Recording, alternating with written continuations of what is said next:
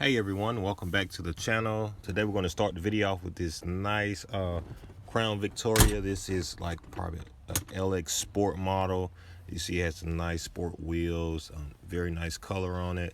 I just seen this vehicle here when I was out and about at the parts store. Thought I'd share it with you guys.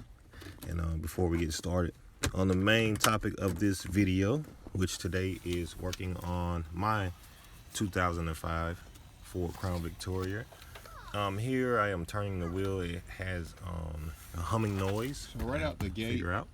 we have, All right, like I said, the new one. I didn't know they gave me the whole entire cord. I actually just unplugged it from the back. So what I might do right now to save time, I'm just gonna go ahead and well, I was gonna just unplug it, but unfortunately you can't just unplug this one. You have to just run the whole cord. It's hardwired in there, which I kind of do not like, because if something happens to the cord, I can't just replace the cord. I gotta rewire or some crap. I don't know. But so let's say so far that's the difference. They're both still stiff. This one is still stiff, but it's keeping up noise. And this one, we're gonna go ahead and put this new one on, go from there. This is what it looks like. Oh, new one. You can definitely tell this is a lot fresher. And this one really didn't keep up noise, so you got around 35, 40 miles per hour. Then on up, you hear it just, you know, like you, like a bunch of bees inside of it or something. But obviously, you know, it's 98,000 miles on this part.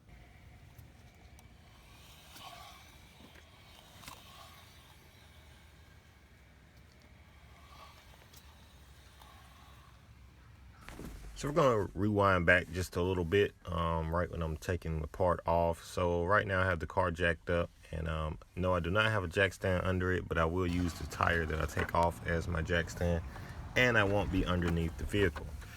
Here we have it. I already took the wheel off and just getting ready to take the brake caliper off. There are a few different parts you have to take off.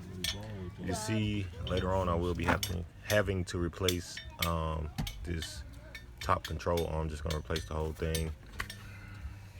And it's always good to take a look at your vehicle while you're working on it and see, you know, what else you would need in the future on it. It's the great thing about these cars. You know, you're always gonna have, any car basically gonna have to do some work to it, especially if it's already paid for, which, you know, it's not too big of a deal. The car is already paid for. But so we have the brake caliper off, and this is the rotor, so I still have to take the brake caliper holder, whatever you call it, off, and then we'll be able to remove the rotor. There you have it. It was a pain getting it off. Definitely want to have you a pull bar of some sort to help turn the ratchet, and you don't have a lot of space, so you know, it's gonna give you a little headache. Now, unlike most hubs, this one doesn't have the bolt in the center. The bolts are on the back.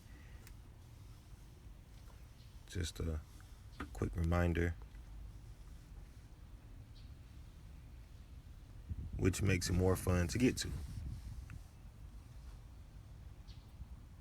I brought this here to try to help remove some of the bolts on the back, and we have the thread locker.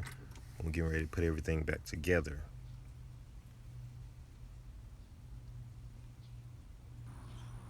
So let's get started. all right, so big rookie mistake.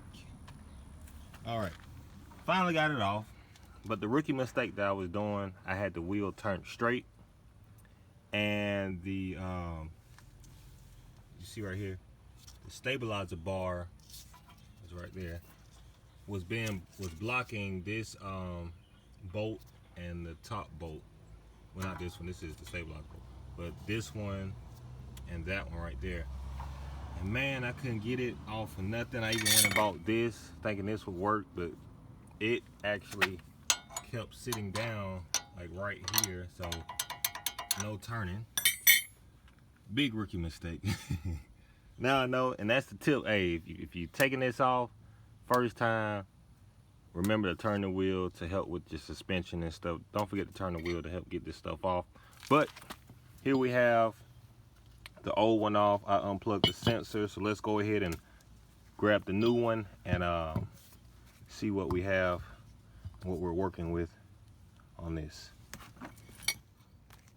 So I actually timed myself. So far I think I'm like well over an hour now. So I actually have about 30 minutes left, and that's with putting the wheel back on and everything. But of course, you know, hey, that's fine if I go over a little bit. But this is our new hub right here. No ABS. Honestly, if you had the ABS, you have like some grooves and stuff, but yeah. So this is the new one.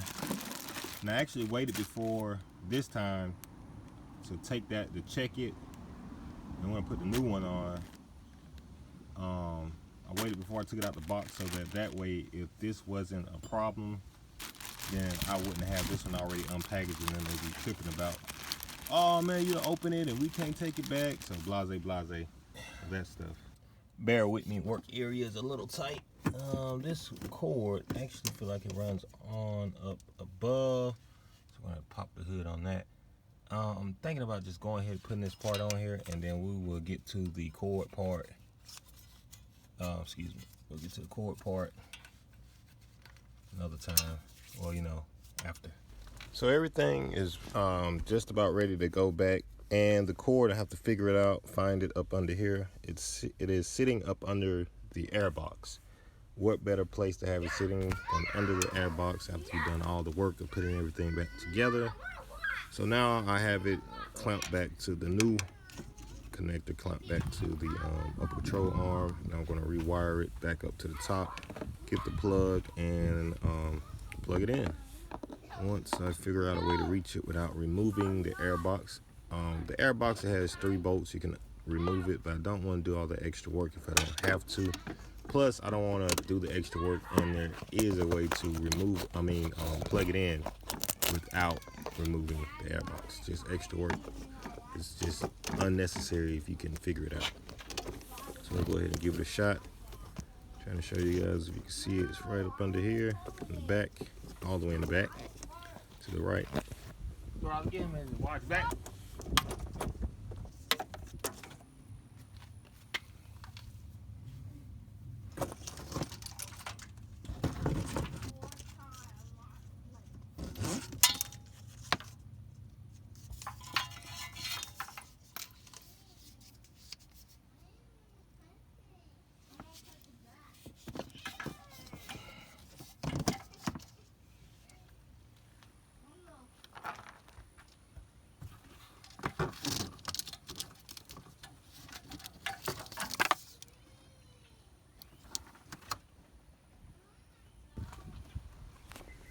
Now I did just open the air box up to give me just a little more room.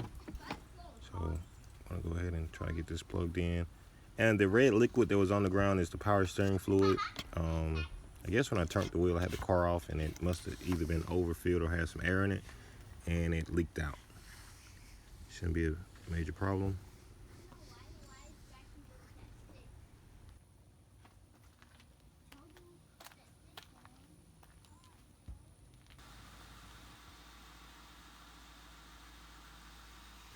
So here you see I have everything just about put back together except for putting the wheel back on. I have the wire ran back up to the top, plugged in. I actually have the car running now because like I said, the power steering fluid came out.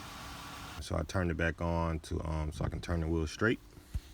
That will conclude today's video. If you like the video, make sure you hit the like button. Don't forget, if you're not a fan, to go ahead and subscribe to the channel for more videos. But other than that, I will see you on the next video.